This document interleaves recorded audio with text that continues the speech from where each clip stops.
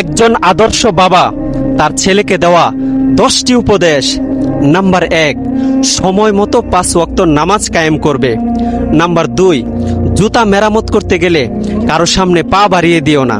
Number 3, কখনো কাউকে কামলা, কাজের লোক বা বুয়া বলে ডাকবে না।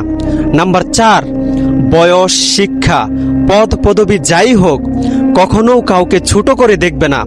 নাম্বার 5, কাউকে সাহায্য করলে পিছনে ফিরে তাকাবে না, তারও লজ্জা আছে, তাকে বিব্রত করো না। নাম্বার 6, পাওয়ার চেয়ে দেওয়ার বেশি চেষ্টা করবে। নাম্বার 7, ছেলে হয়ে জন্মেছ, তাই দায়িত্ব থেকে পালিয়ে যেও না, পরিবারের বোঝা নয়, শক্তি হতে হবে। নাম্বার 8, মায়ের কথা শুনে স্ত্রীর বিরুদ্ধে আর স্ত্রীর কথা শুনে মায়ের বিরুদ্ধে বিচার করবে না। নাম্বার 9, শ্বশুর শাশুড়িকে ঠিক ততটুকুই সম্মান করবে যতটা তোমার বাবা মাকে দাও। নাম্বার 10, সবসময় নম্রভাবে চলবে, ভদ্রভাবে কথা বলবে, কিন্তু অন্যায়ের সামনে কখনোই মাথা নত করবে না। ভিডিওটি শেয়ার করে আপনার টাইমলাইনে রেখে দিতে পারেন, হতে পারে নতুন প্রজন্মের জন্য এই ভিডিওটি শিক্ষণীয় হয়ে থাকবে।